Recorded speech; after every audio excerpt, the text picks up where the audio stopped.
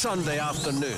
Live Championship football on talkSPORT 2. He's popped up with an absolute belter of a goal. Sunderland versus Portsmouth. Coverage from 2:45. Kick-off 3 p.m. Sunday afternoon on talkSPORT 2. No one else brings you more. And he smashed it into the top corner. Football fantastic.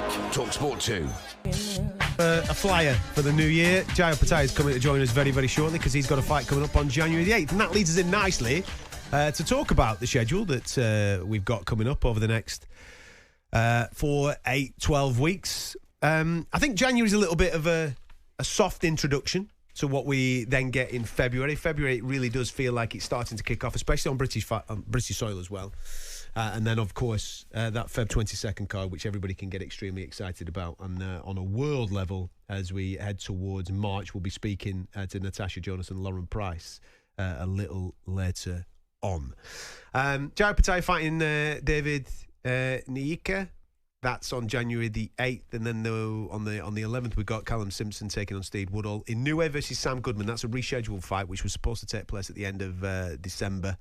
And then Dalton Smith is taking on Waleed Weezer. That's how January kind of lines up. And I've got to be honest, it doesn't really capture the imagination of a lot of people. But by the time we get to February, and we've got Adam Azim taking on Sergey Lipinets, Jack Catterall taking on Barboza, and then into Beterbiev Bivol, that's when it really starts to get going. Well, you say that, Adam, and I can remember a time, having been around a long time in this, that we didn't really get very much at all till the end of January. I remember when David Hay made his return and fought on something like January the 16th. Was it Mark Damori? It might have been.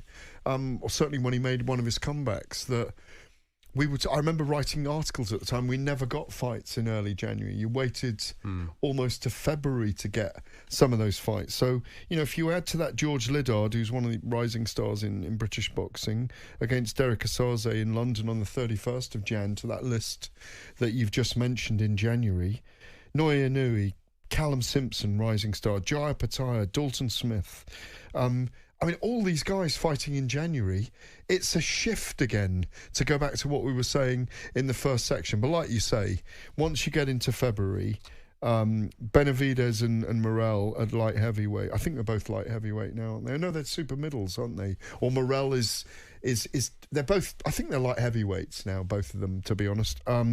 Guys, obviously, we want to see in with, particularly Benavidez, in with Canelo. Adam Azim, Derek Chisora, Otto Wallin, Derek's 49th fight. Which, Derek is a character in the sport, but it's that 15th of February that fascinates me. Jack Catterall, Arnold Barboza, and then suddenly we are lit on February the 22nd. There's a fight here. You mentioned it, Artur Beterbiev and Dmitry Bivol for the undisputed light heavyweight 175 pound crown in Saudi Arabia, but it's arguably there's one fight mentioned on 22nd of February, but we've also got Daniel Dubois against Joseph Parker, Agit Kabayel against Zhile Zhang, Joshua Buatsi, who's joining us later, against Callum Smith.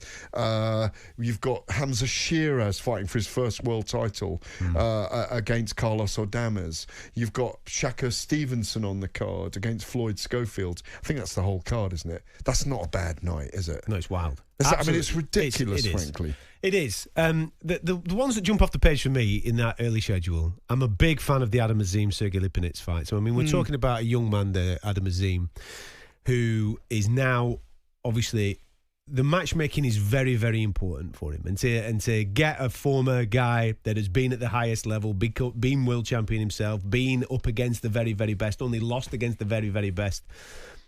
For Adam Azim to go in with Sergey Lipinets at this stage, I think is perfect, and it's a perfect setup fight, hopefully, for the fight with Dalton Smith, because that's one of the fights that I would love to see this year, Adam Azim versus Dalton Smith. I think the timing kind of works nicely because Dalton Smith's on the week before, on the 25th of January, Adam Azim the week after. I think if they both come through, and they both come through very, very well, I don't think there's any problem in making that particular fight. And then the other one, as you've just highlighted, I think it's brilliant that Jack Catterall and Barboza are fighting. I'm incredibly frustrated with the Jack Catterall story, as you know. I think he should have already it's a family issue for you, isn't it? It is, yeah. I think he should have already had that opportunity to fight once again for a world title. And I think that the sanctioning bodies did him wrong off the back of the original Taylor fight. But it's not to be. That's just boxing. if you look at what he's done, I mean, if he comes through against Barboza, he will have beaten. I mean, last year he beat Taylor and Prograis in the same year. Just before that, at the back end of 2023, he beat Jorge Linares as well. So that's 3 former world champions on his ledger there. He's one of the greatest contenders in history. He should be an undisputed champion and or a 3-time world champion, frankly. But well, not a 3-time world champion, but a unified and undisputed world champion. It's a really weird scenario. He's beating all these world champions, and he's just not getting the credit for it. He should look. For people that don't know, he beat on all our cards virtually, apart from a couple of judges. Josh Taylor the first time around, when Josh Taylor was undisputed at 140 pounds, 10 stone. Should have had all 4 belts. Beat Josh when Josh didn't have any belts anymore after he'd lost to Tio Lopez. And then he beat Regis Prograis, was a 2-time, I think he was a 2-time world champion. Yes. So his accomplishments do not, his trophy cabinet, his belt cabinet does not reflect what he's achieved in the sport. He's a perennial contender, isn't he? Yeah, and I wrongly, by the way. No, absolutely wrongly. And I think the last year to 18 months has been really good for him. They've got him out. They've got him high-level caliber opponents, of which he's beaten, and he's beaten them well, and he's looked good in doing that. Obviously, Barboza's a big challenge. If he can come through that and win, then what that then does... I mean, there might even still be a case that a belt becomes vacant and that WBO championship is on the line for that. It might happen. If it doesn't happen, I would imagine... I mean, we've got Richardson Hitchens, who's the IBF guy. We've got Teofimo Lopez, who's the WBO guy. If those two meet each other, you would think that the winner of Jack Catterall and Barboza is going to fight the winner of Hitchens, Richardson against Teofimo. And that just sets up a fantastic 2025 for him, and absolutely well and truly deserved. You just want people to get the opportunity to be great. And if they fall short, that's fine. That's no problem. But you just don't want the sport to work against them and them not get the opportunities that they absolutely deserve. And Jack Catterall more than deserves his opportunity at fighting for a world title, and fingers crossed that happens in 2025. So those are the 2 that jump off the page for me. I like the Liverpool card that Frank's put together on March the 15th, where Nick Ball and TJ Doheny are going to be headlining up there. And later on, we're going to be talking about Natasha Jonas and Lauren Price. That's a cracker. Because they're both going to be on. That's a cracker. But it's really it's at the Royal Albert Hall. I mean, it's steeped in history, that particular building. I'm fascinated with the makeup of that fight, because I genuinely thought that Natasha might go in a different direction, maybe going down the Michaela Mayer route again, or just trying to get a Katie Taylor fight, looking at some of the close ones that she's been stiffed on those cards, like against Terry Harper, for example. That could have been something that maybe she went down. But to take on Lauren Price, the next big thing, I think it's a really big statement. We might get to use the expression "she gets old womaned" in this fight. Oh, you can't say that. You can't say that about Natasha Jonas. I know she's just turned... What is she, 40 now? Yeah, but I'm using... You know, we say someone gets old man out of a fight. That's what I'm saying. Experience is what you're referring to. No, I know, but what I'm saying is we might get to use the expression that Price might get old womaned by Natasha Jonas, who is so experienced compared to Price. I just think this could end up being an all-time banger of a fight. Both southpaws, both like to punch, both like to go into exchanges. I think the one reservation I always had about Lauren Price earlier, I wanted to see more power from her. Boy, she stepped into her punches in the last outing and looked fantastic.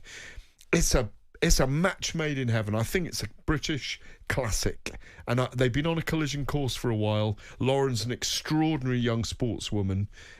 I'm really, really looking forward to this one. I think it'd be great. I think it'd be great. So the first 3 months of 2025 is looking really, really good, especially for British fight fans. I know that there's... Listen, you see it all the time, don't you, where people are concerned about fights going into Saudi Arabia and various other parts of the world, and what's in it for us? Are we able to go to these particular events? Well, yeah, okay. You've got the biggest card. There's no doubt about that. The Jewel in the Crown is February 22nd, and that is taking place in Saudi Arabia. But if you actually look around there is some good stuff taking place on British soil, where you can go and see Callum Simpson in his hometown, you can go and see Donson Smith in his hometown, George Liddard again in his hometown, Adam Azim taking on Sergey Lipinets is an absolute crack. If you can get a ticket for that, that's great. Listen, Derek Chisora always pulls a crowd. Whatever you think of that particular fight, Manchester, it's always going to be good fun. The best one to go to in Manchester for me is Jack Catterall and Arnold Barboza. Definitely go and have a little bit of a look at that. Tasha against Lauren Price. And go to that Liverpool card, because it's not just about Nick Ball. Andrew Kane, Charlie Edwards is on that card. It's a real good one. We have not started a year like that. It's good. Ever. It's very, in very my good. view. Very, very good. Listen, we're going to have a little bit of a debrief on UsykFury in a moment. And, of course, we'll talk about young world champions, seeing as that Luke Littler's been throwing arrows for fun and becoming world champion at the 17 years of age. And then in around about 15 minutes, Natasha Jonas and Lauren Price are going to join us on the show at the same time, so don't go anywhere.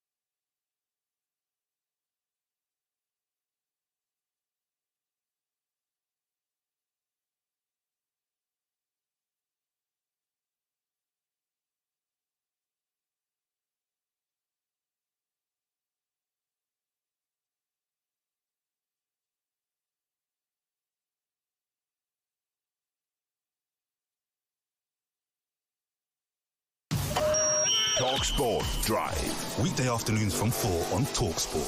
talkSPORT Drive with me, Darren Bent. And me, Andy Goldstein. All-terrain sports radio for a power-hungry nation. The national radio show with a bootload of sport. Unrivaled, opinionated comment from the biggest names in sport and Andy Goldstein. Mirror, signal, move over for talkSPORT Drive. With Andy Goldstein and Darren Bent. Weekday afternoons from 4 on talkSPORT. The fastest football on the way home.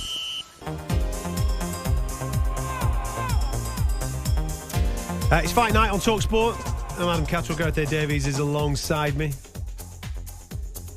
Luke Littler doing the business, 17 years of age in the world of darts, which is a remarkable achievement. 17 years of age, becoming the world champion. It got me thinking as to young world champions when it comes to the world of sport in general, and obviously into the world of fight sports. Now, to become world champion at 17 years of age at anything is pretty sensational. And I think when you look at darts, it's more okay, you can take the physical element out of stuff, but you can't take the mental aspect out of it. Definitely. And the skill element, of course, from Luke Littler's point of view. Obviously, we have... and you're competing with yourself, in a way, rather than directly with someone physically. Yeah.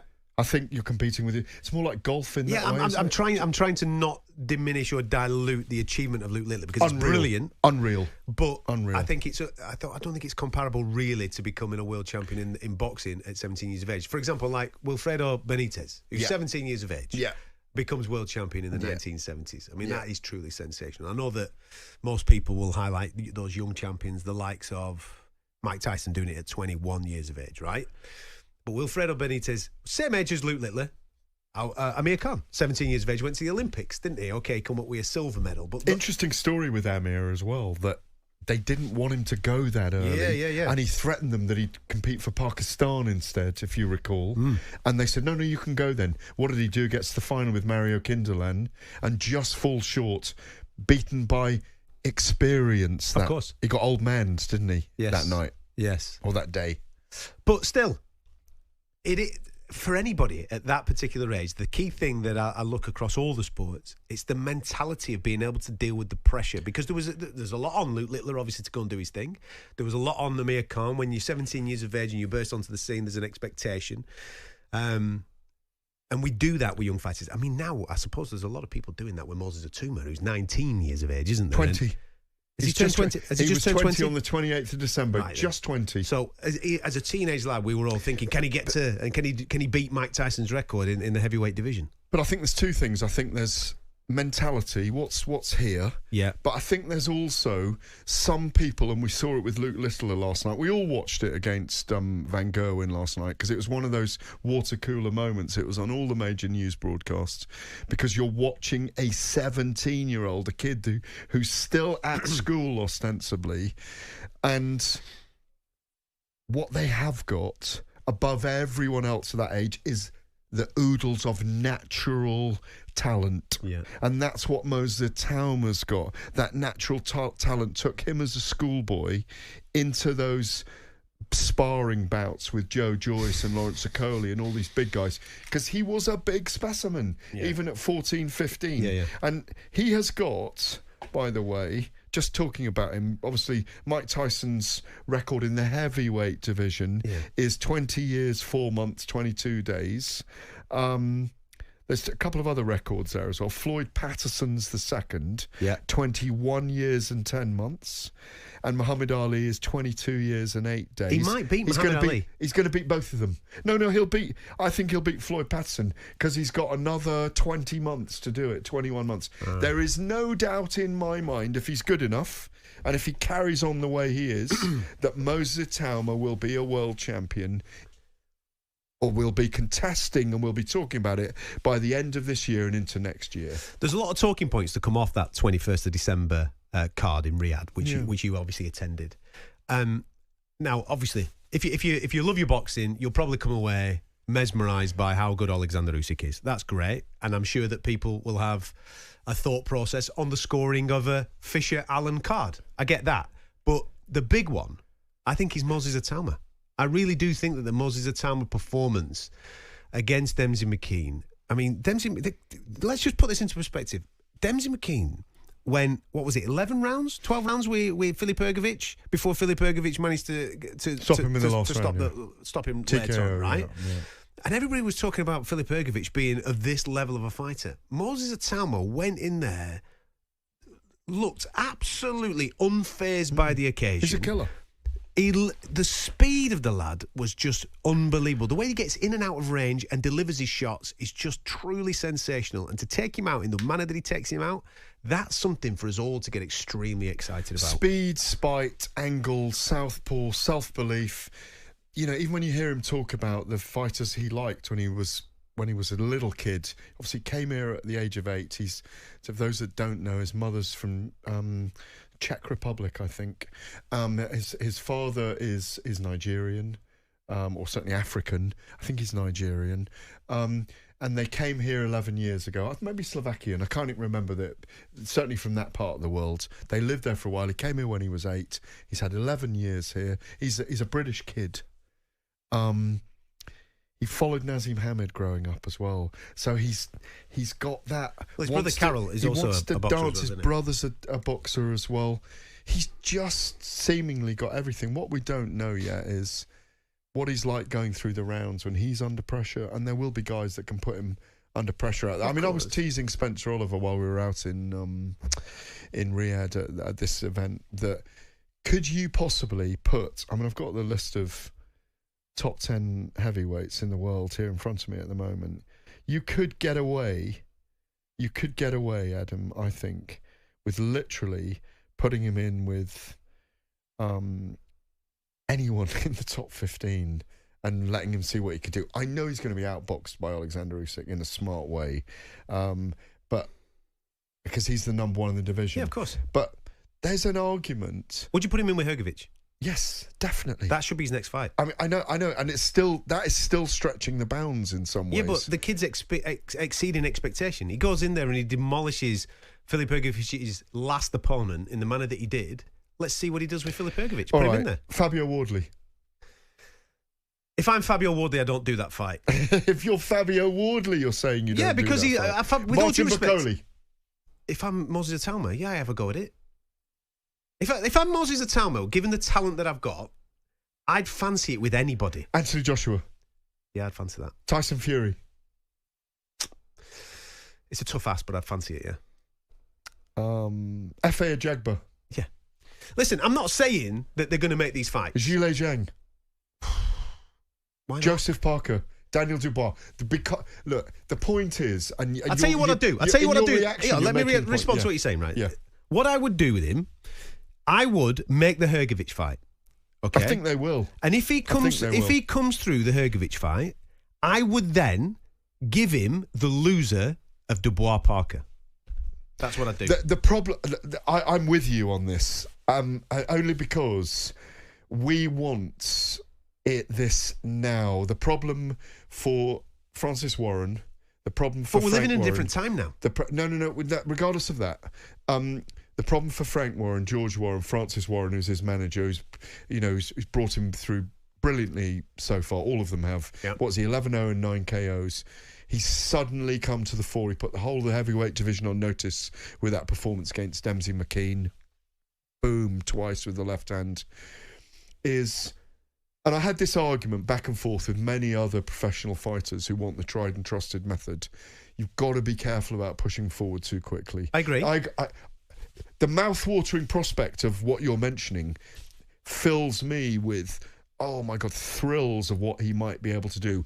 Are we looking at a modern Mike Tyson in that way? But who's good enough because he's old enough? He has got elite amateur pedigree. He's old enough and therefore he is good enough because of what he's doing. I think he is. No, there's that feeling about him. Yeah, of course there is. But once he gets to that, if you put him in with those fighters straight away, the difficulty, and he's obviously wiped out everyone in the amateurs without going to the Olympics, and he's right not to go to the Olympics because it's a ridiculous time for that at the moment, is how do you develop him?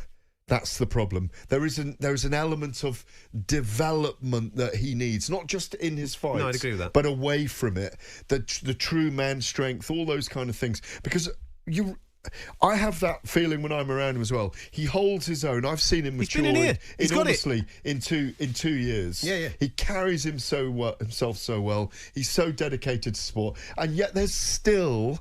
And I mean this with full respect to him and his team, there's something puppyish about him still. Yeah, but that's endearing. And I know it's incredibly endearing. So we need to give him his dues and not rush him too much. I'm all in. Let's make the Hrgović fight. One fight that is definitely being made is the one on March the 7th. Natasha Jonas is taking on Lauren Price. We're going to try and get both of these ladies on the show next. Don't go anywhere.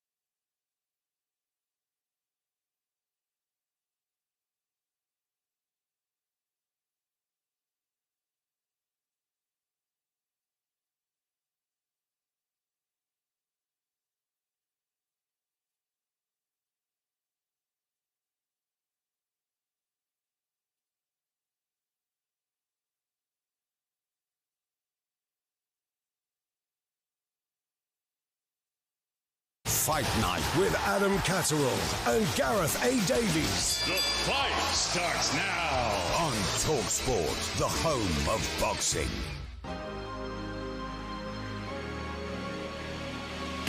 Lovely rush out there from Jonas as hammers into his southpaw and look to try and put the punches together. Jonas corner, absolutely clean, and Hammerson is in trouble here. Natasha Jonas is getting better with each fight with the quality of her punching.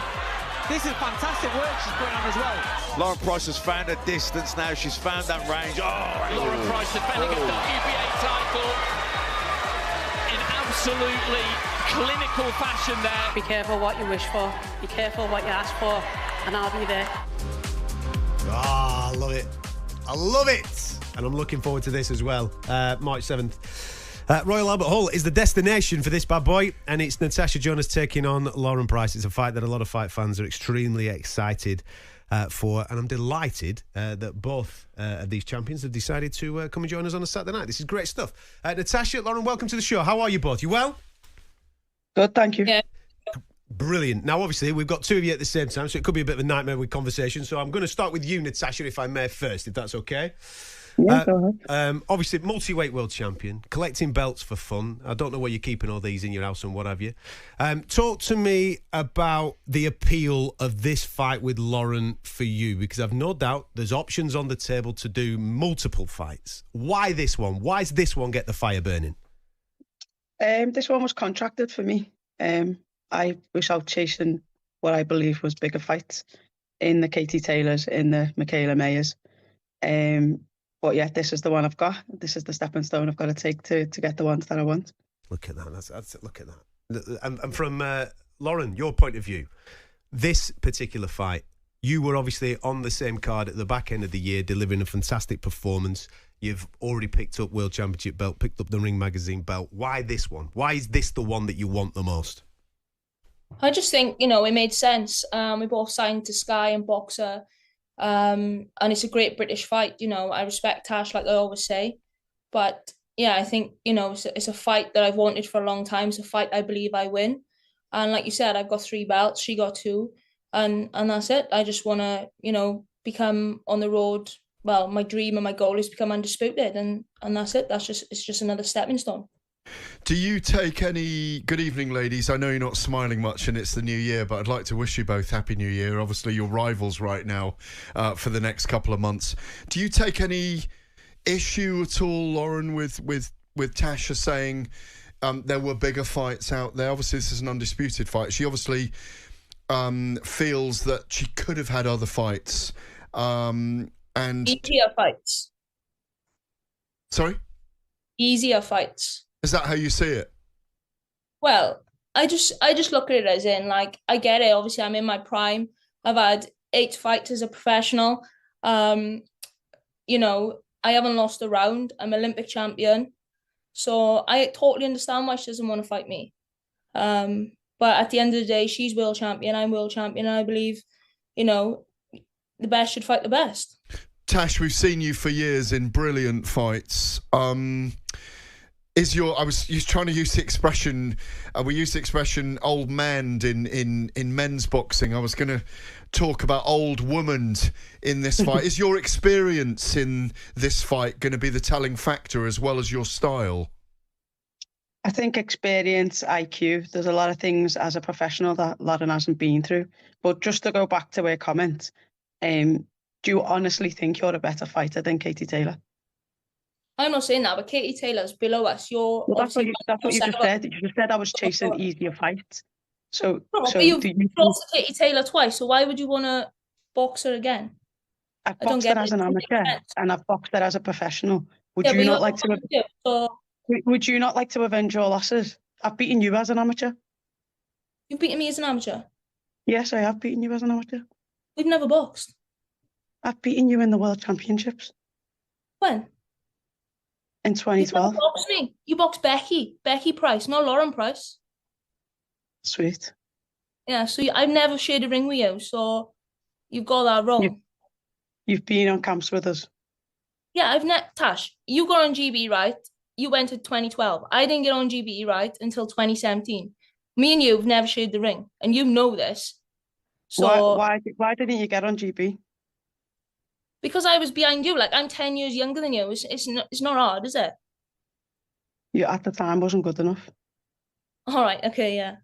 Yeah. It comes with experience. You're 10 years older than me, and I admit that in 2012 I wasn't good enough.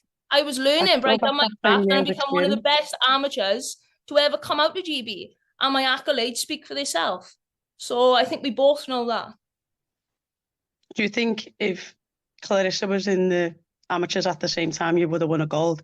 And do you think if Sav was still around, you would have even got on the GB team at 75? I beat Savannah Marshall in 2015 in Boxham. I didn't get on GB then, but I beat her. That's what opened the door for me. I went to Boxham. I boxed Sav. I boxed Savannah Marshall once, and I got the win over her. That's what got my foot in the door. Yeah, I've always been small at 75, but going back years ago, there was only 3 weights, and I had no choice to fight the 75. And I boxed Savannah. I beat Savannah. And when I first come on GB, they all said I was too small. But my style, my skill, my speed, I proved everyone wrong. So you still think you would have beat Clarissa? I haven't said that. That's a potential fight down the line. Where I'm at right now is a fight with you at 147, and I believe I'm the best at 147. And that's it. See. Listen, ladies, this is one of the reasons why we have such an appetite. This has become, or will be, a massive British bragging rights fight, won't it, Tash? I believe so, yeah. Like I say, I think she opens the door for bigger things. In boxing, you lose and doors quickly close. I've experienced that before. I don't want to experience it again. And I want to keep the doors open for the bigger things that I think are ahead. Natasha, do you want to fight Lauren? Or did you want to fight other fighters? I did want to fight other fighters. I've never made any secret of that. I think, like I said, the Katie Taylor fight is huge, regardless of what Lauren thinks of why I want to rematch someone that I've lost against to. Because I do. Because I want to avenge a loss. I think most people would want to. We've seen 2 Serrano fights because of that. And I also think the Michaela Maya fight is a bigger fight. I don't think Lauren brings anything bigger for me to the table. I bring a lot for her to the table. I get that. But I don't think she brings a lot for me. And that's why I wanted other bigger fights. Okay. Stylistically then, what challenges does Lauren bring? She is a good boxer. I'm not saying that she's not. She's got good feet, good hands. But she's always been comfortable. And I plan to make her uncomfortable. And whatever she's got, I just think I'm better. Same question to you, Lauren. What challenges does Natasha bring your way from a stylistic point of view? Yeah, I've got respect for Tash. I think she's a great boxer, a great fighter. And that's why I say this fight, it lights up. It's going to be a great fight. I've got no doubt about that. And I've got no doubt it's going to be my toughest test to date. But I believe in myself. My team believe me. And I believe I'm better in all areas. And that's just it. Natasha, just on the venue itself, Royal Albert Hall, what an unbelievable setting for such a magnificent fight. Yeah, I think I didn't realise how big it was until when Boxer put it out and all the fans' reaction. I can't remember the last fight I seen in there, but it was quite a long. I think it might have been Dubois.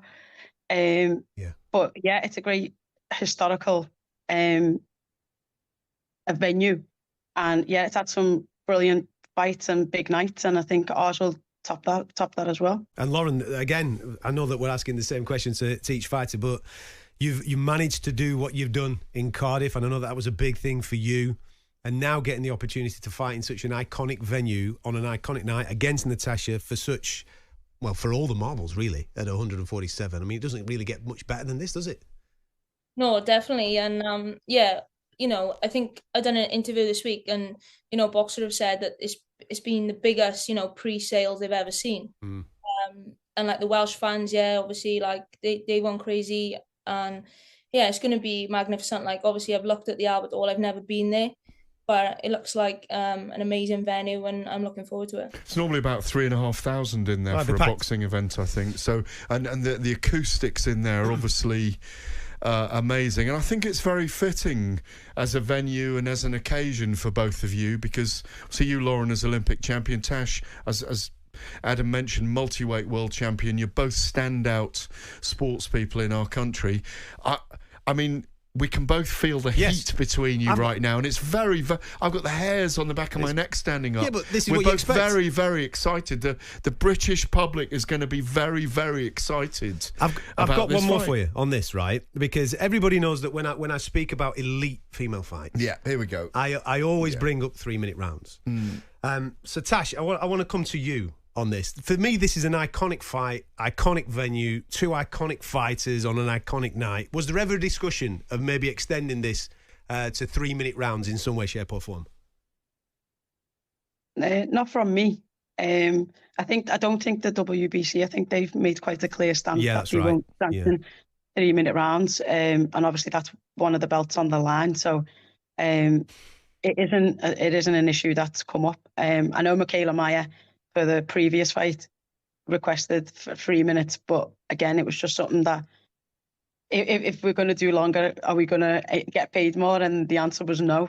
So I just think, what's the point? No, do you know something? I'm on board with that, because I think promoters have to go first with it. They've got to offer more dough in order for more work. For me, I want to see 3-minute rounds. Yeah, but this is an undisputed title, so it should be more money anyway, in my view. As much money as these women can get, for this. It's a huge fight for both of them. I know Tash is saying that in a sense that she's being forced on her contractually, but it's a massive fight for us. It's a massive fight for the boxing world. Both of these women, in my view, are in the top 10 in the world, pound for pound. They belong up there, and it's just massive. And I just congratulations to you both on having this fight and getting it over the line. I just hope camps go well and can't wait for it. Absolutely. To finish off, Lauren, I'll come to you on this one first. How does this one finish? Lauren Price win. It doesn't matter, whether, it comes by stoppage or points. I believe I come out, I win, I'm on top. And Natasha? I'm the number 1 in the division by box rec for a reason. And I come out winning.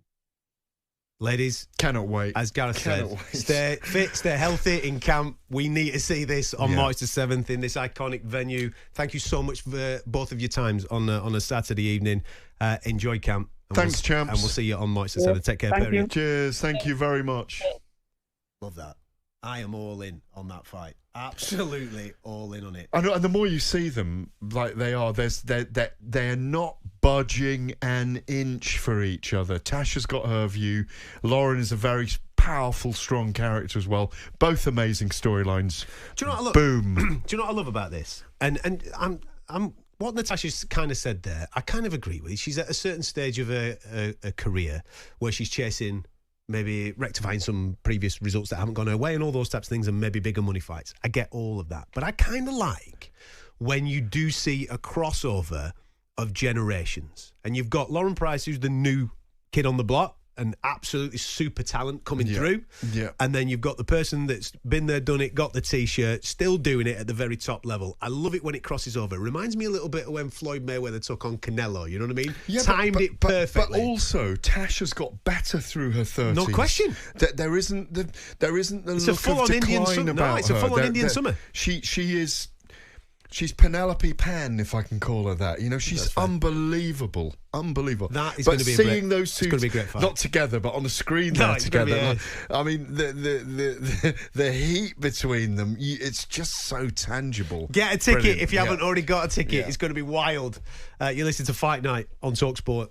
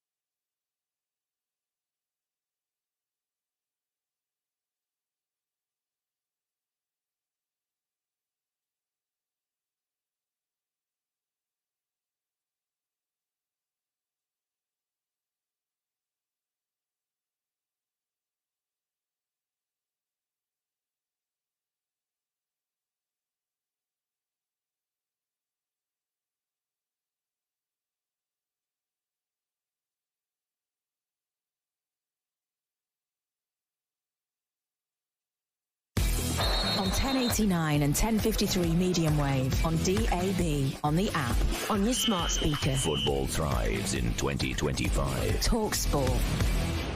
Talk Sport.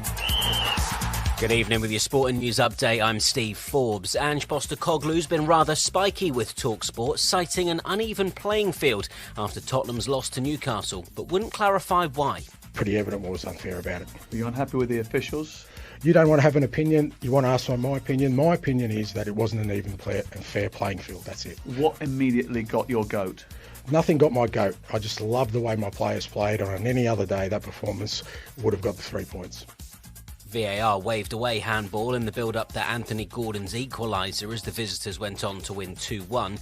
But Eddie Howe thinks the rules were clearly adhered to. There's no doubt it hit Jonathan's arm, but his arm is down by his side, so someone else will explain the reasoning behind it. Yeah, it wasn't outside the natural silhouette, is the explanation from the PGMOL. That's good enough for me then. Elsewhere, Arsenal missed a chance to move within 3 points of league leaders Liverpool after a 1-1 draw at Brighton. However, Ethan Nwaneri has become the first gunner to net twice in the top flight before turning 18 after his opener at the Amex.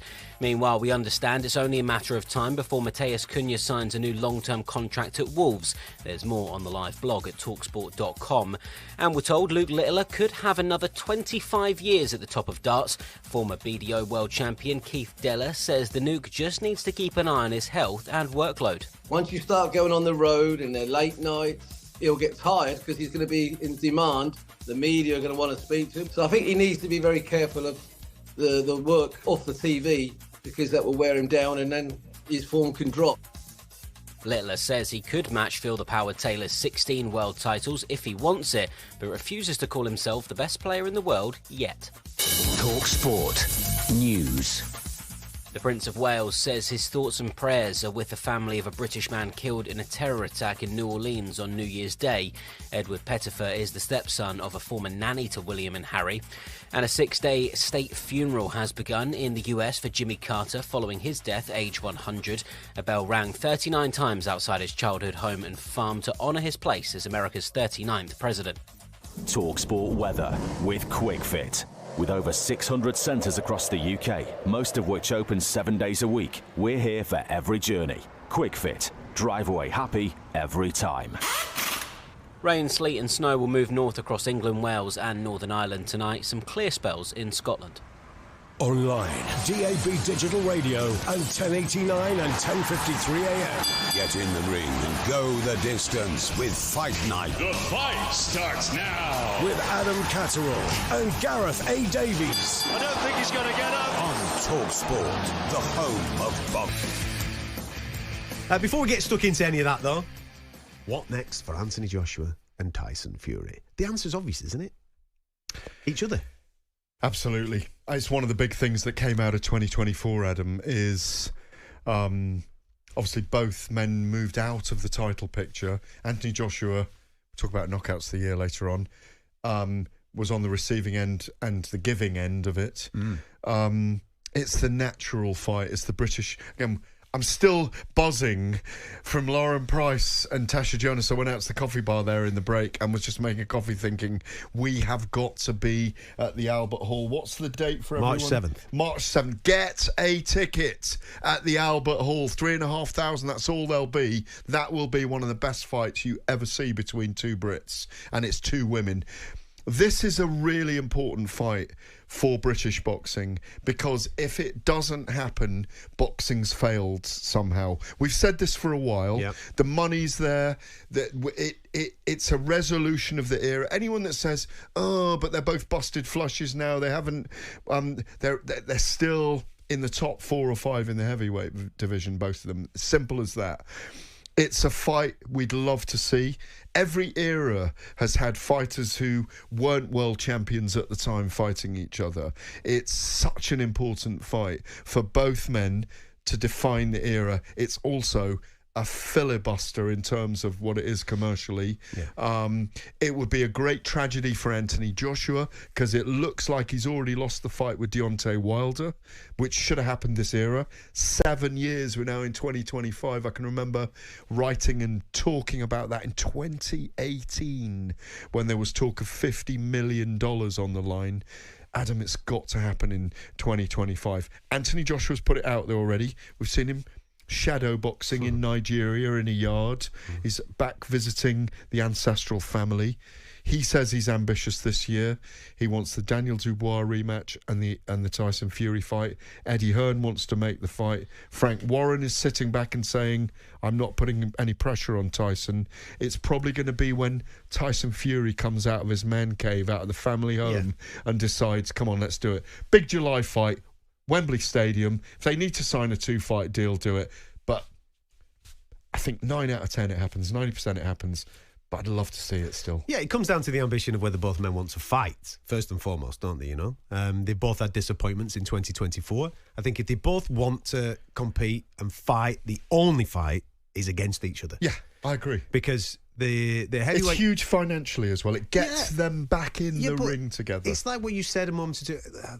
I'm sure both of them are all right for cash. I'm sure they've done okay. And now, don't get me wrong, they're not going to do it for nothing. I'm sure there'll be a nice pot thrown their way. But this is kind of the wrapping up or the tying of the bow on a conversation that has been going on for far too long. Fight fans have been having this debate, Anthony Joshua or Tyson Fury, for such a long period of time. It hasn't materialised for several reasons. We're now in a situation where it seems impossible for it not to materialise. And the only reason it's not going to materialise is if the lads don't want to actually fight anymore.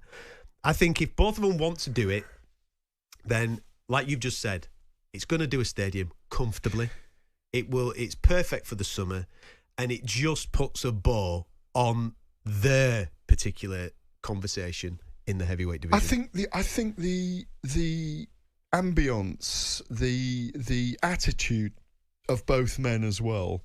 Anthony Joshua, after being knocked out by Daniel Dubois and demolished ultimately, even though he fought back in that 5th round, we were there, of course, with talkSPORT. He wanted the rematch straight away in his own mind, i.e. there was fight still left in him. Tyson Fury was the same when he lost to Alexander Usyk in Riyadh. He thought he'd won. The dog was still there in him. They both talked about an appetite for fighting. I think Joshua, I don't know if I got audio here, but Anthony Joshua has met with the president of Nigeria in Abuja and reflected on his 2024, and he wants to fight Fury. And I get it. Do you not get it that he wants to fight Fury? It's a great fight for him. Yeah, absolutely. I think, like I said, I don't think there's been a doubt for me with Anthony Joshua wanting to fight Tyson Fury. I think this whole conversation, let's be dead honest about this, this whole conversation is going to be guys obviously coming to peace with them not fighting for the top prizes in the division. That's not what they're going to be doing. They're not going to be fighting for the heavyweight championship of the world. They're going to be fighting for the heavyweight championship of each other. That's what they're going to do. That's what they're doing. Exactly. And the conversation for such a long period of time has been, from fight fans, I think Joshua will beat Fury. I think Fury will beat Joshua. That's what this conversation is. Now, they'll be well recompensed for that, but do they have the fire to put themselves through a camp in order to go and do that? Is their ego still there? Does it still burn bright? Do they still want to see who the better man is? If the answer to that question is yes from both guys, the fight makes absolute perfect sense. I think it appeals massively to the casual audience. It does. And even though there are higher level, maybe better fights in the division, in other divisions, this is still the biggest fight in British boxing. No, it's huge commercially, because anyone that says, oh, it's pointless having this fight now. Why? You will still watch it. Well, that's the point about having fights. It's a fight you will watch. Championship of each other. Doesn't matter. They don't need a belt. Simple as that. They do not need a belt. They've earned that collateral. I know that we did it in an arena. But yes, 4 years ago would have been perfect as well, by the way. Listen, before the third Wilder fight, caused by arbitration on Tyson Fury, we had 2 fights signed in Saudi Arabia, didn't we? Yes. We had them signed. Listen, 4 years ago. All this conversation is going to come out. If they sign this fight, you're going to hear this. People are going to say, oh, it's past its sell-by date, it's this, it's that. Listen, sack all that. Did people turn up to go and watch Amir Khan against Kell Brook? Yes, they did, right? Okay, we got a one-sided fight. But they turned up. The pomp, the ceremony, the ambition, the thirst for it was still there, well past its sell-by date. But this isn't as far sold as that fight. Let me finish. Or as far sold as Mayweather and Pacquiao. Let me finish. I will, indeed. Right? It's if my point is with the fight fan is that if you were into that, you have to be into this. Exactly. Because Correct. we're nowhere near where them boys were at that particular time. Yeah, exactly. We're only just a little bit past the elite level for these two lads. Well, they've just both been... Look, Dubois and Usyk have beaten these two guys. Yeah. They're still in habit. Anthony Joshua could still be a heavyweight champion of the world. Tyson Fury could still come back and be a heavyweight champion of the world. If they wanted to continue, they could. Are you talking politically now? Are you talking like if belts came available and stuff like that? If they had the ambition to return and become heavyweight champions of the world, they're both capable of it. And beat who? And beat whoever's the champion at the Alexander time. Usyk is the champion. Now, but what I'm saying is if they stayed in the game beyond 2025... And then Usyk clears off? Into 2026... Yeah, yes, of course. Right, so if Usyk's no longer there, then of course then they can... But Usyk can be beaten. He could be beaten as well. I'm not suggesting that they're going to have a trilogy, either of them, with Usyk. No. But what I'm saying is, if, like you are, if ambition burns in them, they could fight for 3 or 4 more years. I'm suggesting it may be the last year for Tyson Fury. Okay. I don't know that. Yeah. I don't know inside his head. Okay. But what more's he got to achieve? Does he want to come back... Nothing. This is the fight.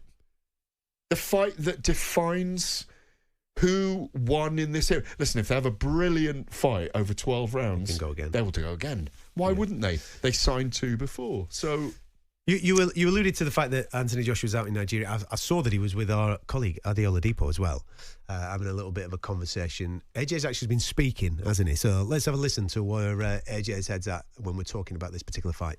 It makes me more hungry. It makes me want to work harder because time is of the essence. Time is limited, so I just want to put in more work. 2024, when I look back, I believe I could have done more. And now I have another chance in 2025 to do more. I'm going to make sure that I take every opportunity that comes my way. I'm going to go again. Ups and downs, they happen. Some people is always up. My life is up and down. So I've got to get used to the turbulent times and keep riding the wave. I can't stop now. I have to keep going until I reach my destination. Okay, what are you targeting this one? 3-time world champion. And Tyson Fury. Oh, Tyson Fury. Yeah. When is that happening? We're not sure, but that's my target. 2025, I'm targeting Tyson Fury.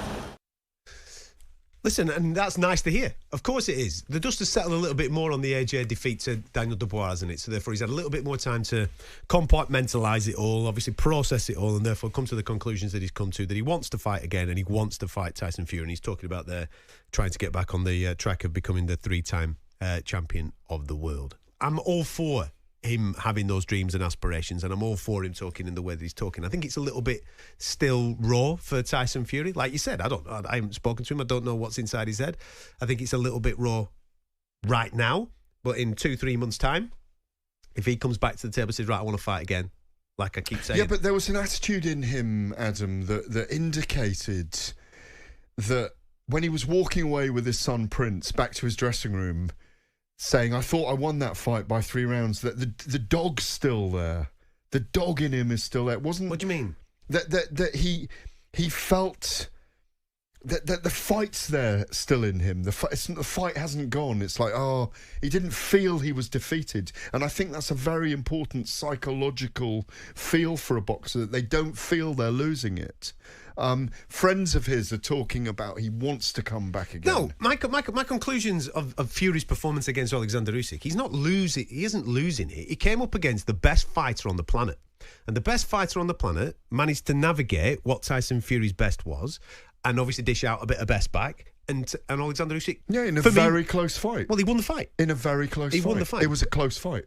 But he didn't win the fight. No, but it was a very close fight. That's all I'm saying. It was a very close fight. So I saw it as a very close fight. 6-5-1, 6 to Usyk, 5 to Fury, 1 drawn. But I get what you're saying, but he didn't win the fight.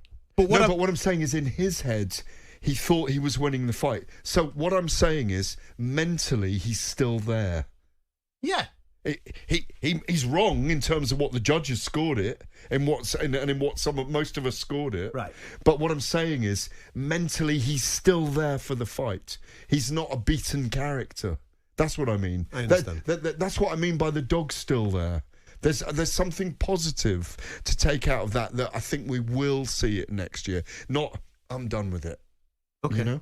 That's what I mean. Do you then think we will see Anthony Joshua versus Tyson Fury? 89% yes in 2025. 89%, that's pretty precise. Oh, 90. Go 90. Well, it's all precise. 90's precise. If I say 87%, that's precise. Okay. I'm going to go 88%. What are you going? I'll go 86. There we go. 86% certain that we will see that particular fight. But one thing that I am absolutely certain of is that regardless of belts, regardless of titles, regardless of whatever we're obviously dreaming about in 2025, Anthony Joshua versus Tyson Fury for British fight fans is still the biggest commercial fight that can be made.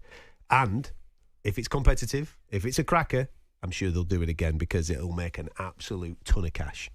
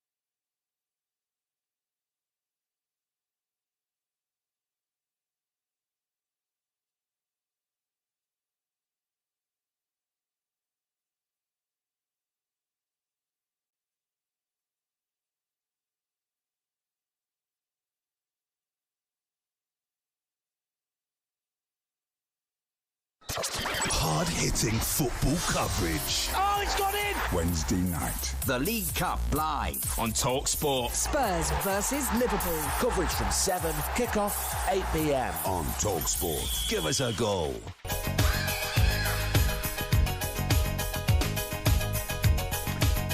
You listen to Fight Night on talkSPORT. I'm Adam Catterall. Gareth Davies is alongside me. Time to discuss the best fights of 2024. Which ones had you on the edge of your seat? Have you made a list? Have you got a little list of the greatest fights? Yeah, I've been asked about it 7 or 8 times. Still. What have you gone with? What, my number one? Can I give you a couple? Yeah, of course you can. I'm going to build give up as many as you want. I'm going to build up to my I'll tell you what. My number one. I'm really split on it, actually. Save the one that you were in attendance for. Okay? If you've got one that's in attendance for, save that till the end. So the one that you saw live. I saw all of them live. Right, okay, then I saw every single one on my list live. Okay, crack on. Go on.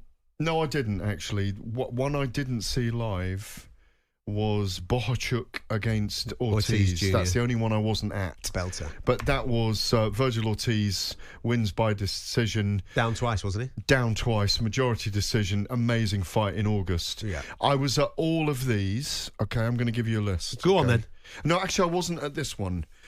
Kolmatov versus Ford, Ray Ford. And in that fight, we saw the dog in Ray Ford. Is that the best comeback of the year? 12th round, KO, right hook, straight left, March 2004. Do you know what that reminds me of? It reminds me so much of Carl Froch, Jermaine Taylor. You've got to go and do it in the last minute, man.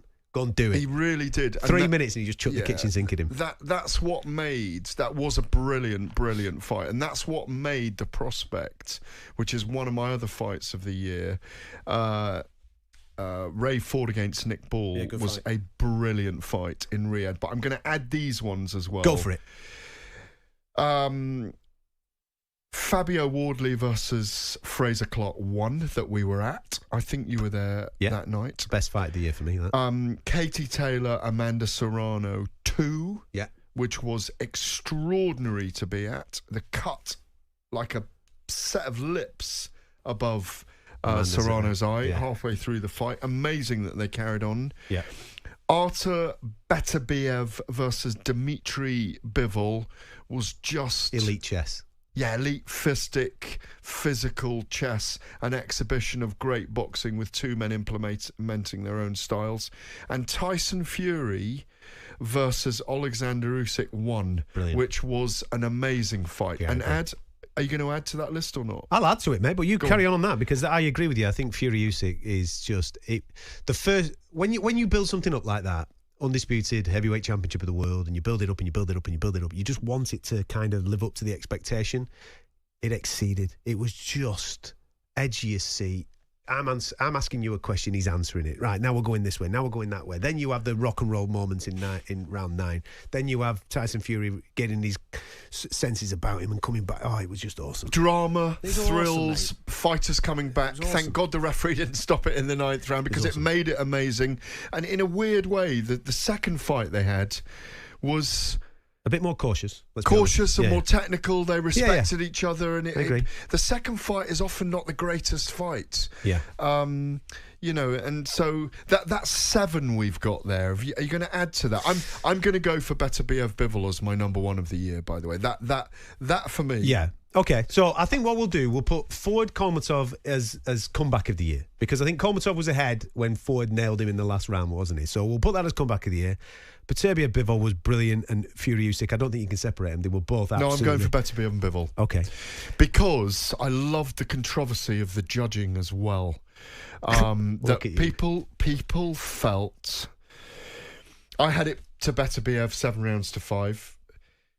You may have gone the other way. I went Bivol. You went with Bivol. Yeah, I did. People ringside had it completely different. Yeah. So people were adamant that Bivol had done it. I was adamant that I saw Beterbiev bullying Bivol towards the end.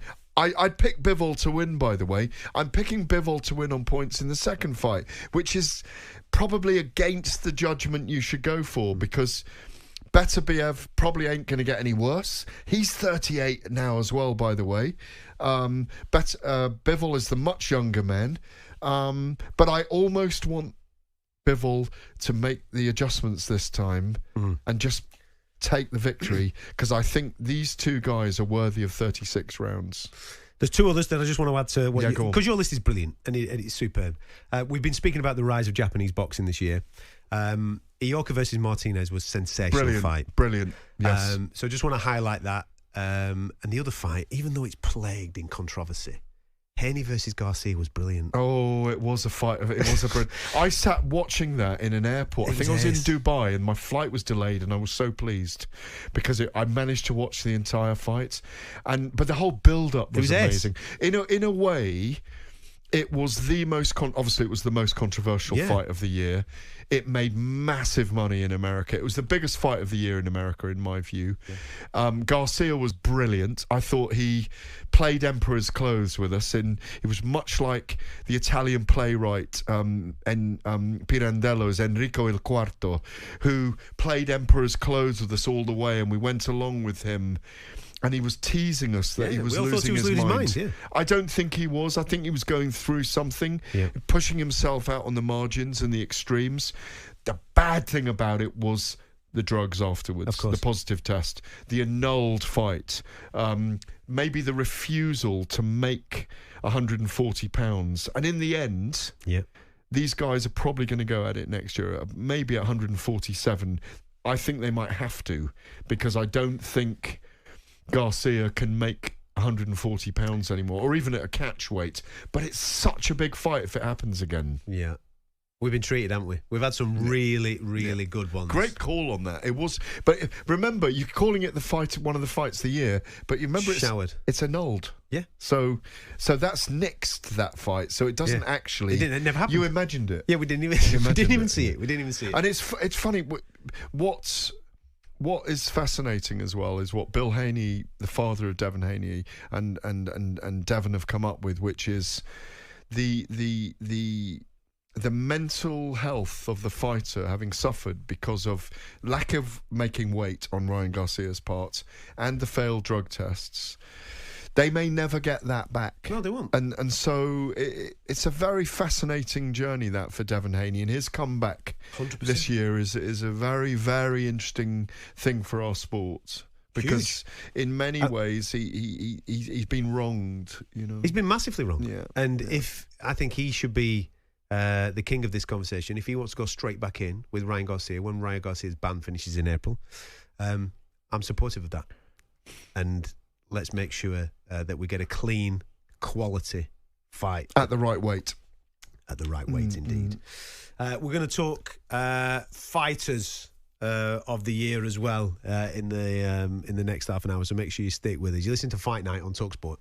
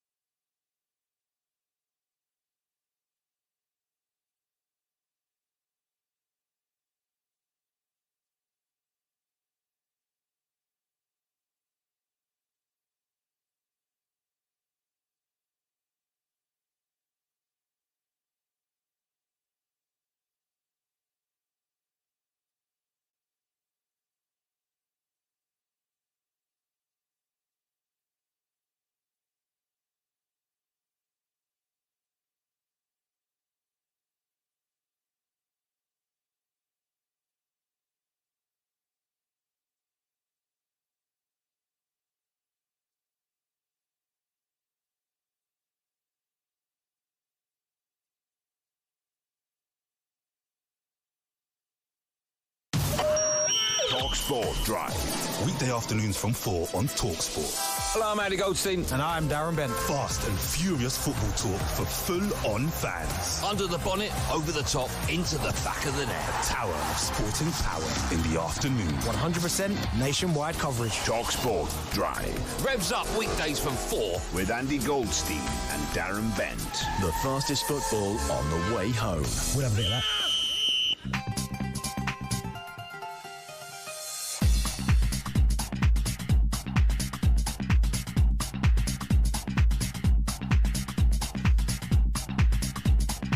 You're listening to Fight Night on talkSPORT.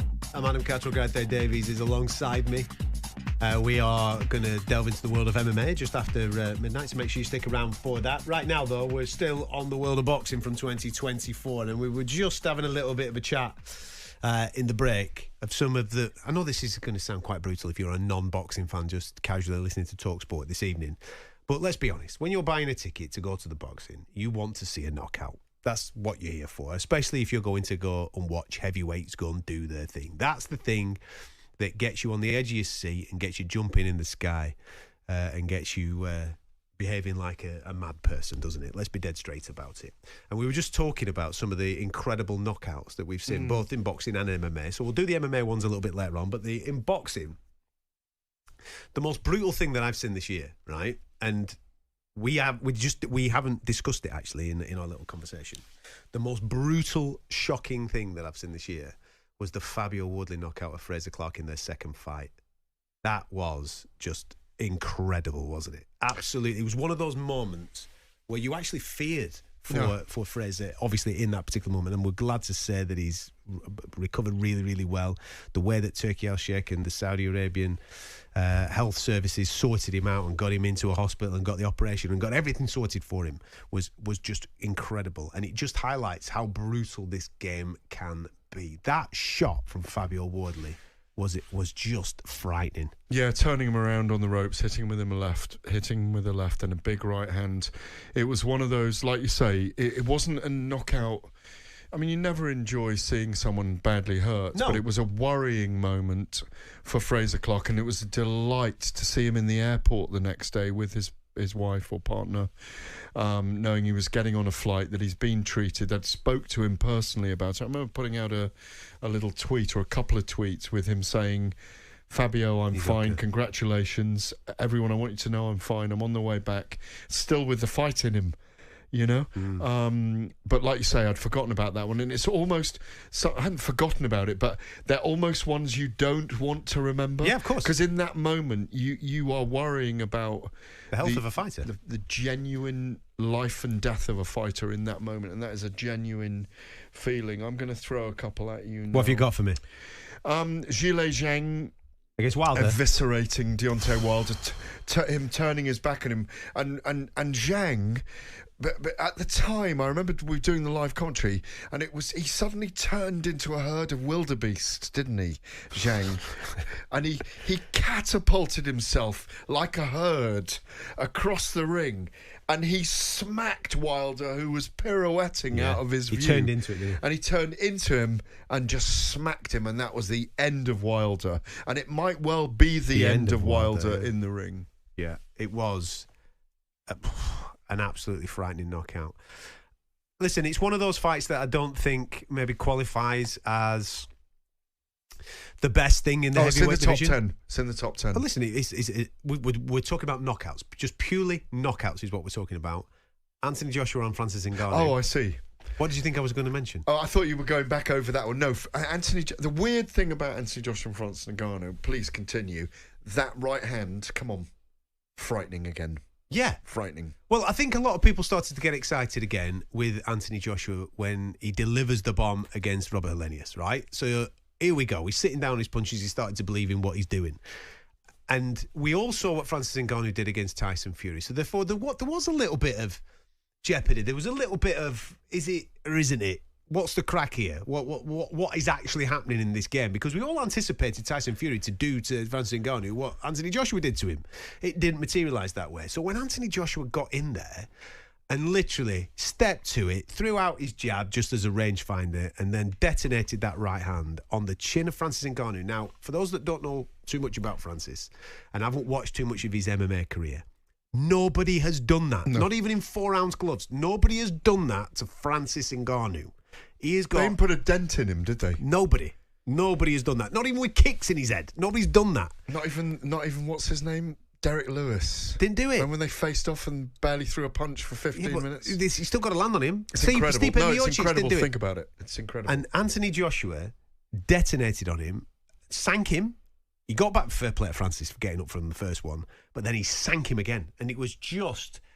It's absolutely up there with the knockout of the year. Can't you? That right hand. It was textbook. It was beautiful. It was beautiful. Frightening. But it was beautiful. I know there's a beautiful brutality to what we're talking about here, but as a knockout, it's picture perfect what he delivered on that night. Yeah, and then weirdly, he's on the receiving end of it in September from Daniel Dubois from that first round onwards. Yeah. 5 rounds of mayhem where he's brilliantly surviving in lots of ways. Yeah.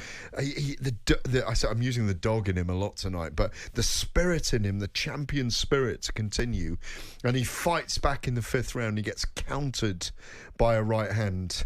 That's that for me, and he's done. He's still trying to get up, but that for me is one of the big knockouts of the year. If you're picking it purely on merit, Joshua's knockout of Ngannou is enormous. If you don't look at where Ngannou is in the heavyweight division, if you look at the pure, like you say, beautiful brutality of a knockout, heavyweights knock people out like no one else. Yeah, that has to be up there, and yet he's on the receiving end a few months later. I think it's the image, isn't it, of Anthony Joshua face first on the canvas off the back of.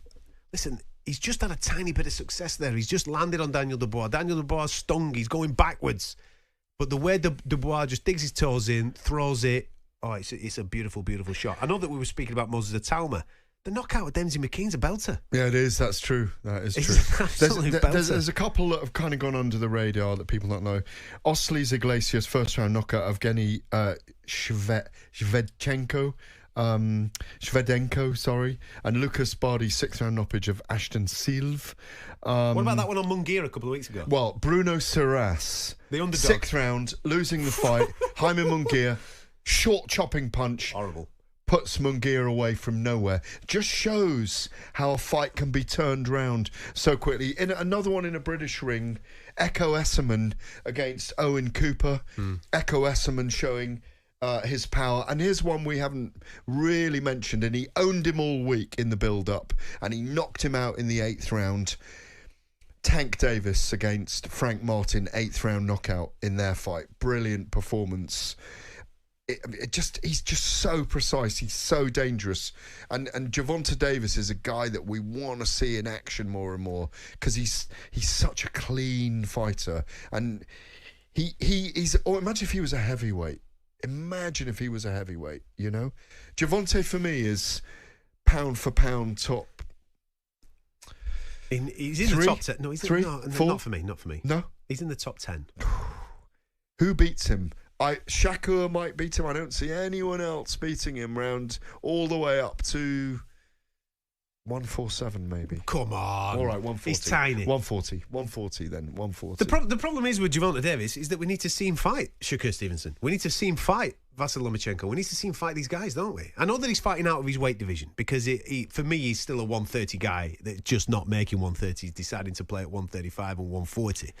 If he played at 130, I think he'd mop the division up. He could absolutely mop that division up because of how precise and how technically brilliant he is. There's another guy who was knocking people out, people that we really rated, Luis Alberto Lopez, who we've seen against he got knocked out this the year, Josh Warringtons. He got knocked out badly. Angelo Leo knocked him out in Yeah. an amazing 10th round knockout. That's one worth mentioning as well. I've just got him on my list here as well. Can we also, we've got to mention the monster if we're not talking about knockouts. His knockout of Luis Nery. 5th round knockout was brilliant. Brilliant. Listen, if you made notes on that, YouTube's going to be absolutely rife tomorrow, isn't it? Where you're going through and having a little bit of a look at all those sensational knockouts. There was some brilliant knockouts. Are we going?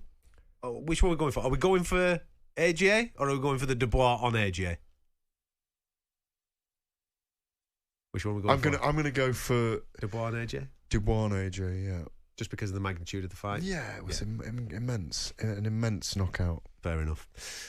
Stick with us. Fighters of the Year coming up next.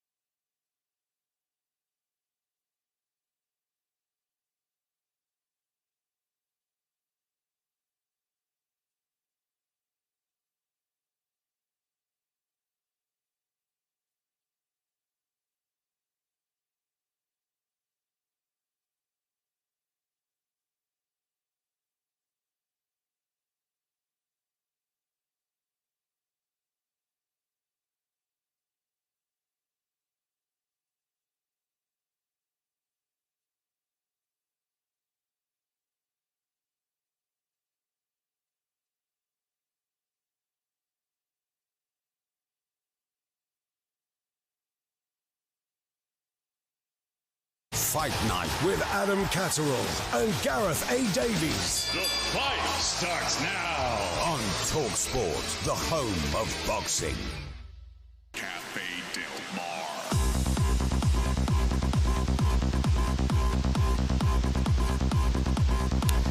Mar. This is Fight Night on talkSPORT.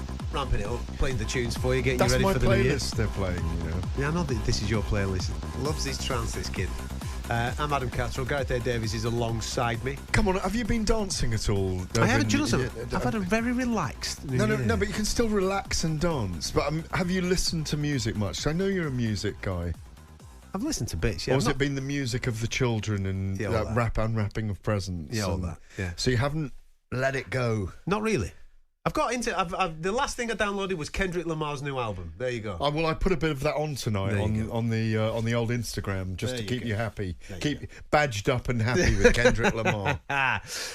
Fighters of the Year in the world of boxing. Let's do this in two ways, right? Let's concentrate firstly on the. I thought we'd done this already, but no, we did knockout and fight, didn't we? Yeah.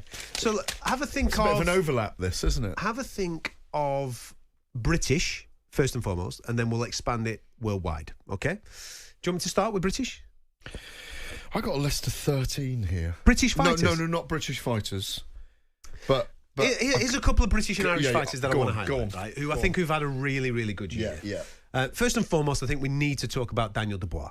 Because I think he's had a really, really good year. When you've beaten the likes of Hrgovic and then you've knocked out Anthony Joshua, mate, come on. You've double-ticked everything. You've managed to snaffle yourself a belt in the heavyweight division in the era of Alexander Usyk. Okay, political, and that belt became vacant, whatever. He's the IBF champion, and he beat Ergovic, and he beat AJ in the same calendar year. I think that's a fantastic, fantastic year.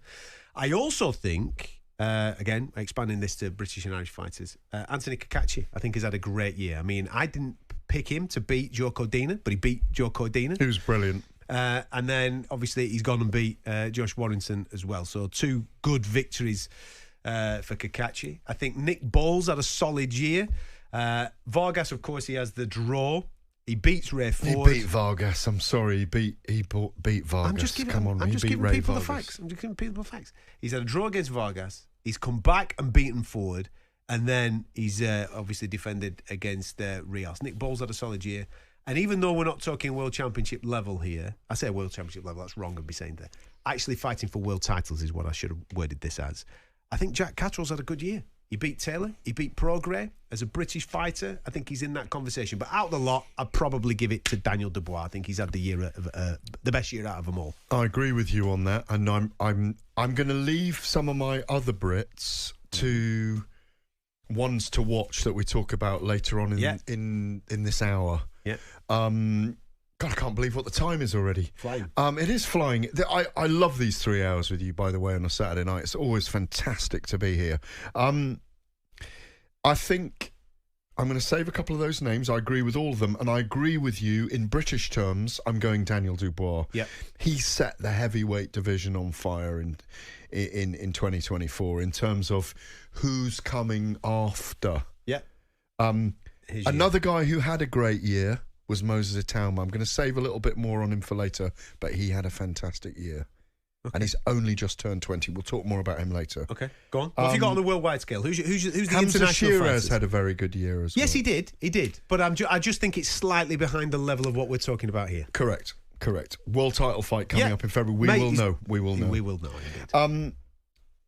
Boxer of the year around the world. But these two only fought once, but they still enter into my reckoning because of their resonance in the sport and what they achieved. Mentioned him just now, Gervonta Tank Davis, still there for me as a great figure in the world of boxing in 2024, and also Terence Crawford, his victory over Serhii Bohachuk, which I thought Madrimov. Against Israel Madrimov was fantastic. Yeah.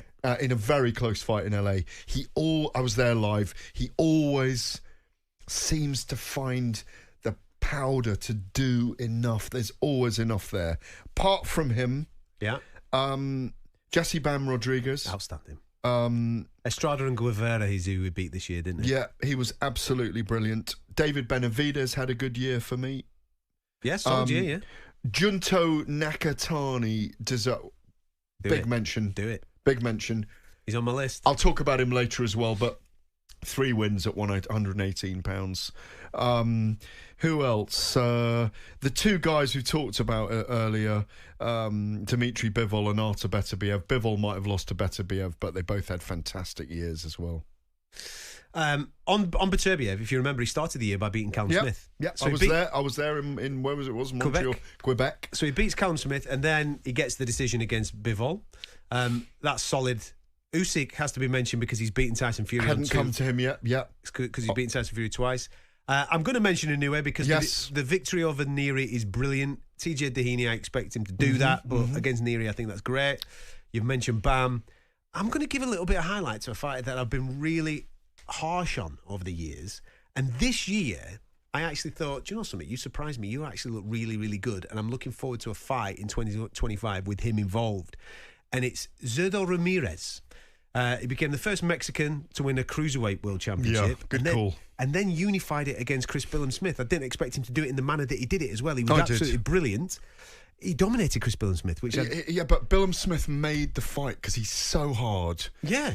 But I'm now looking forward to seeing him tough. I want to swear how tough he is. It's unbelievable. But now I want to see Zurdo against Jaya Pataya. Well, I'm sorry, but I think Jaya Pataya, even though Zurdo is a very crafty southpaw, I think Opataya will get to him later. But I want to see the fight. Is what I'm saying. I do, and I think he'll reign undisputed. Let's not forget Jaya Pataya either this year. Bradis. Bradis. He struggled, not struggled. He had a few problems in the last round. We're going to get him on tonight. It's a shame we haven't got him. But he's got a fight on the 8th. He has. Busy. He has, and he's in training camp right now. I had dinner with him at the Ring magazine launch with Spencer, and I sat down on Jaya Pataya's table.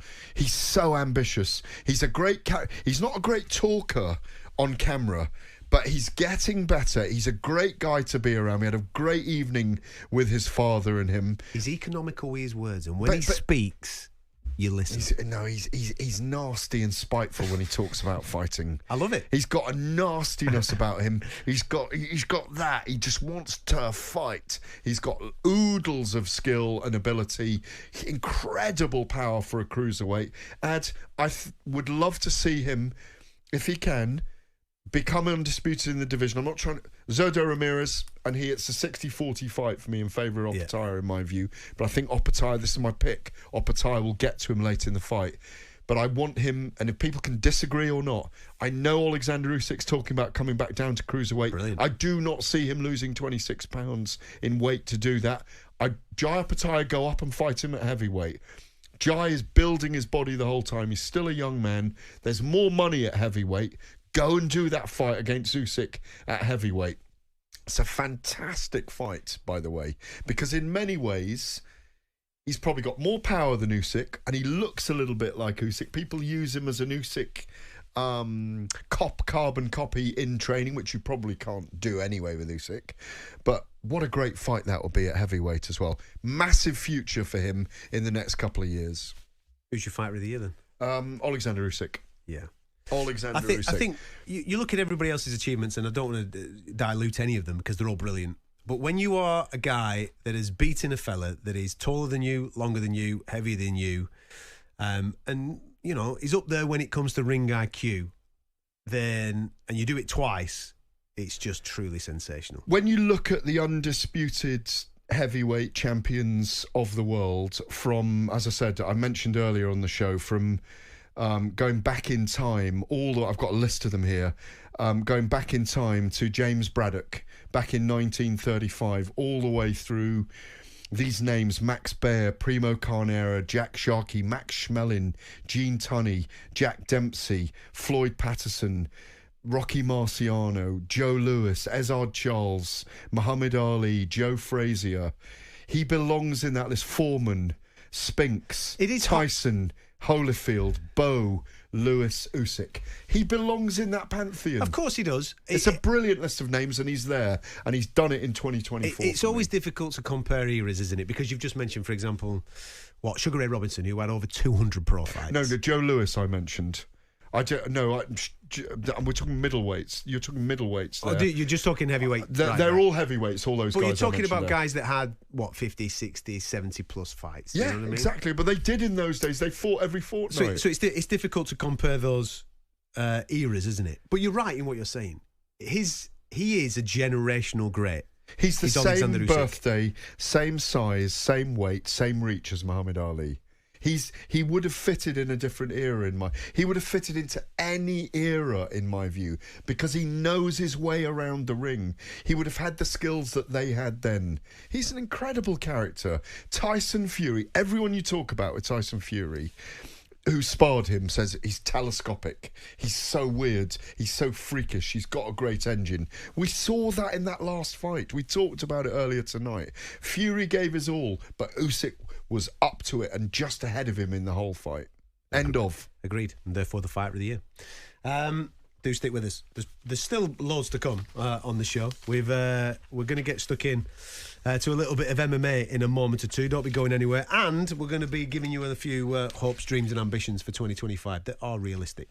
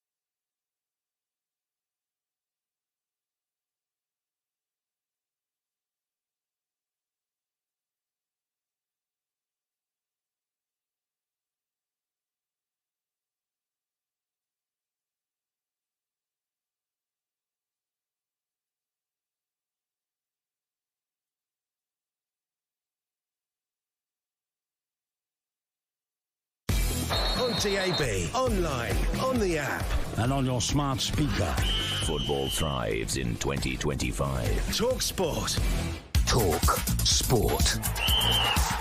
Good evening with your sport and news update at 11. I'm Steve Forbes. Nothing's got Big Ange's goat, apparently, but the Spurs boss repeatedly claimed his side would have beaten Newcastle if they'd had a fair and even playing field. Nothing was lacking. Our football was brilliant. Everything we did was outstanding, and we deserved to win that game. If you don't want to say anything, that's fine. You want me to say something? I'm not. I'm just telling you that today we deserve to win. VAR dismissed the handball in the build-up to Anthony Gordon's equaliser as Eddie Howe's side went on to claim a 2-1 victory. Our own Adrian Durham thinks Postecoglou is being delusional. He's trying to get a narrative going that Spurs were somehow cheated out of it. I don't think any Spurs fan is going to buy any nonsense like that. Elsewhere, Ethan Nwaneri became the first Arsenal player to notch 2 top-flight goals before turning 18 as he opened the scoring in a 1-1 draw with Brighton. The result leaves the Gunners 5 points behind Liverpool, having played 2 games more. Meanwhile, talkSPORT understands that a new long-term contract at Wolves for Mateus Cunha has virtually been agreed. There's more on that on the live blog at talksport.com. And a former darts world champion has told talkSPORT if Luke Littler is to match Phil Taylor's incredible 16 world titles, he'll need to watch his health. Keith Deller says do that and the Nuke could have 25 years at the top. Doesn't matter, you're the best dart player in the world. If you don't look after yourself, your body will come back and get you. So he's in a great position. Financially, he's in a fantastic position now. There's no reason why he can't look after himself, or the management will look after him. After lifting the Sid Waddell Trophy, Littler said Taylor's record is achievable if he wants it. talkSPORT News. An amber warning for snow and ice is now in force across large parts of England and Wales. It's feared some will be cut off because of severe weather conditions, with trains and flights potentially delayed or cancelled and power cuts likely. And the 6-day state funeral for former US President Jimmy Carter has begun in his home state of Georgia following his death, aged 100. talkSPORT weather with QuickFit. With over 600 centres across the UK, most of which open 7 days a week, we're here for every journey. QuickFit. Drive away happy every time. Rain, sleet and snow will move north across England, Wales and Northern Ireland tonight. Some clear spells in Scotland. Online, DAB Digital Radio and 1089 and 1053 AM. Get in the ring and go the distance with Fight Night. The fight starts now. With Adam Catterall and Gareth A. Davies. I don't think he's going to get up. On talkSPORT, the home of boxing. Chubuatsi is going to be with us in the next 45 minutes or so ahead of his fight. On Feb 22nd against Callum Smith. He's out in San Francisco. He's been training over the Christmas and New Year period. So we're going to be catching up with him. We're also going to be delving into the world of MMA as well. If you want to get involved, 03717 22 33 44. You are listening to Fight Night on talkSPORT. Right. Obviously, we talk a lot about boxing, so let's have a quick flirt with the world of mixed martial arts, shall we? We'll talk Fighters of the Year in a moment or two. We'll have a little bit of a look at the end of the show as to hopes, dreams and ambitions and wishes for the world of boxing for 2025. But Fights of the Year in the world of mixed martial arts. There's been some absolute bangers, and I've been lucky enough to have seen quite a few of these. Does anything spring to your mind straight away? Well, yeah, because we've been talking about it, and it's arguably, can we call this one of the greatest lightweight MMA fights of all time?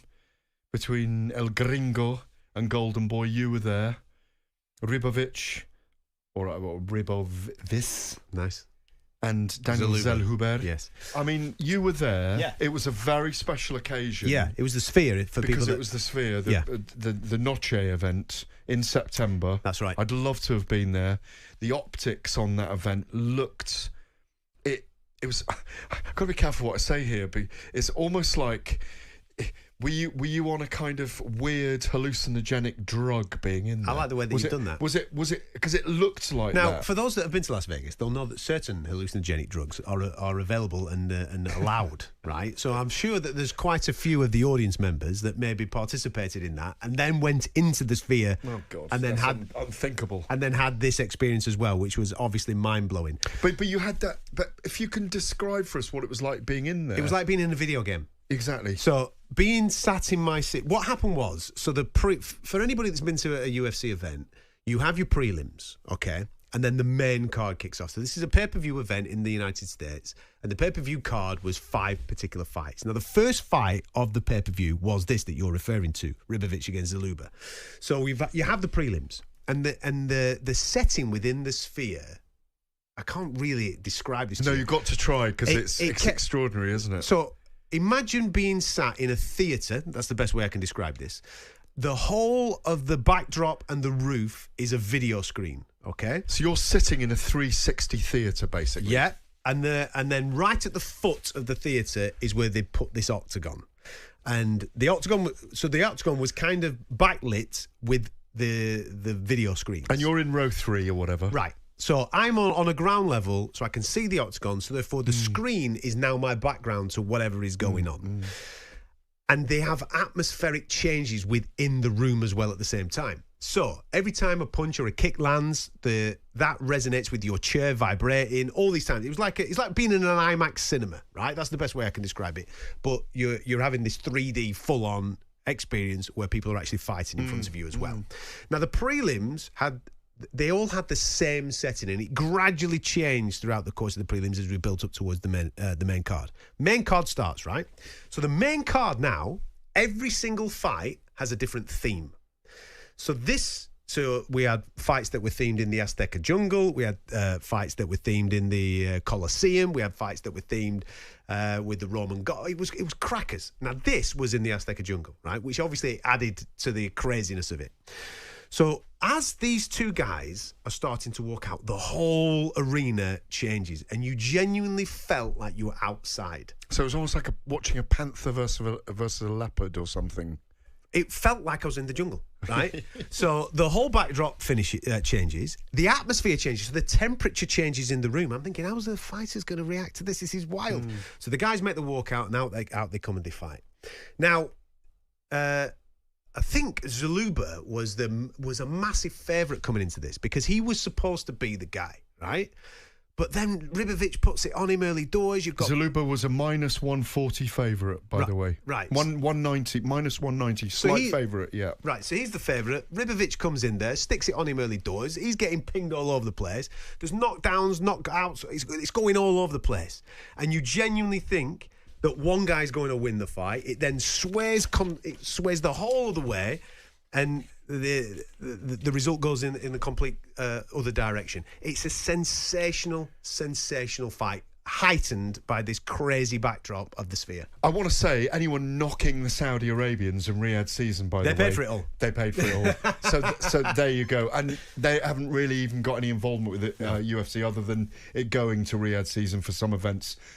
Look, I know we've got to move on to other things in the whole... I've got one other fight for you. Okay, no, so I was going to say, where do you rank Justin Gaethje against Max Holloway at UFC 300? Listen, knockout of the year, definitely. Max Holloway was brilliant that night. Calling him on in those last seconds. A Carl Froch, Jermaine Taylor moment. It's the moment of the year. There's no doubt about that. Yeah. The other fight that I want to highlight as a brilliant, brilliant fight is between two British lads, and it's probably the best fight that will happen on British soil this year. Lewis McGrillen taking on Dean Garnett in the PFL. Lewis got a shout 8 days out from that fight to replace a fighter in the semi-final. He ended up going on to win this European tour. What a mullet he carries as well. Sensational mullet. But that fight between those two guys, for me personally, is the fight of the year. The event which held the fight of the year is the one at the Sphere with Zaluba and Ribovic. But like you said, there's many, many iconic moments. Adesanya and Duplessis because of the build-up, big fight. Brilliant fight. Makhachev against Poirier. Brilliant. Pereira and Roundtree. Khalil. That's probably the best title fight of the year, yeah. No doubt about it. Listen, it's been great. The MMA has been fantastic this year. We're going to talk about some standout fighters that you need to be keeping an eye on going into 2025. That's all coming up next. And don't forget, Joshua Watts is on in a minute.